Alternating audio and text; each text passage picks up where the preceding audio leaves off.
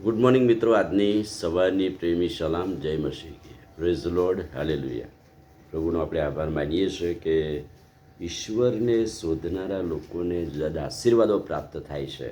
અને આપણે ગયા વખતે જોયું કે ઈશ્વરને શોધનારા લોકો જીવન પામે છે, ઈશ્વરને શોધનારા લોકો સામર્થ્ય પામે છે. અને આજે આપણે એ વિશે જોવાના છે કે ઈશ્વરને શોધનારાના હૃદય એ આનંદથી ભરાઈ જાય છે. ઈશ્વરને શોધનારા લોકો પ્રભુથી સામર્થ્ય પામે છે. અને કહે છે કે યહોવાને શોધનારાના હૃદય એ આનંદ પામે છે. અને હવે એ ઈશ્વરની શોધ તમને આનંદ અને ખુશીથી ભરી દે છે. ગીતશાસ્ત્ર 105માં એ વચન લખેલું છે કે ઈશ્વરને શોધનારાઓના હૃદય આનંદ અને ખુશીથી ભરાઈ જાય છે. ઈશ્વરને આપણે શોધીએ છીએ ત્યારે આપણું હૃદય એ આનંદથી અને ખુશીથી ભરાઈ જાય છે. યશાયા પ્રબોધક 35મો અધ્યાય અને 10મું વચન, યહોવાના છોડાવેલા પાછા આવીને હર્ષનાદ કરવા સિયોન પહોંચશે, તેમના માથે સદૈવ આનંદ રહેશે.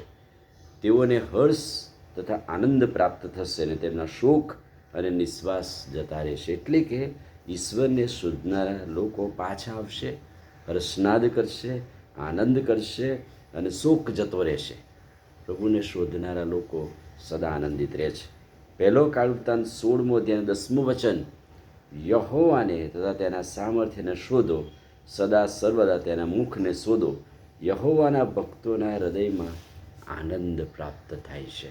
એટલે કે ઈશ્વરને શોધનારા, પ્રભુને મુખ શોધનારા ભક્તો આનંદ અને હર્ષથી એમના હૃદયો છલકાઈ જાય છે.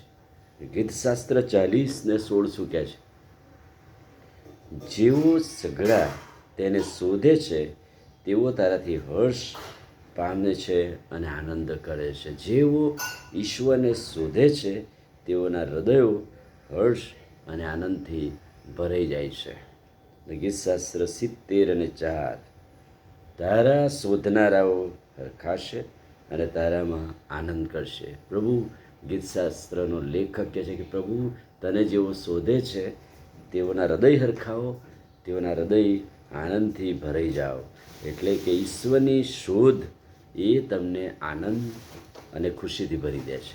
દરરોજ સવારે ખાતરીદાયક વચન, પ્રભુના વચનોથી આપણે ભરાઈ જઈએ, આનંદથી અને ખુશીથી આપણું હૃદય પ્રભુ ભરી દે છે. જ્યારે જ્યારે ઈશ્વરનું મુખ શોધીએ છીએ ત્યારે પ્રભુ આપણને એ આશીર્વાદ આપે છે. આમીન. પ્રાર્થના કરી. ભલા પ્રભુ, આજે સવારે તમારા વચન તેમને ભરો, હર્ષ અને આનંદથી ભરી દો અને તમારો મહિમા પ્રગટ કરવા દરરોજ સવારે અમારા જીવનોને પ્રફુલ્લિત, આશીર્વાદિત, આનંદિત કરો. પ્રભુ ઈસુના નામમાં આવીએ છીએ, સાંભળો અને માન્ય કરો. આમીન. God bless you.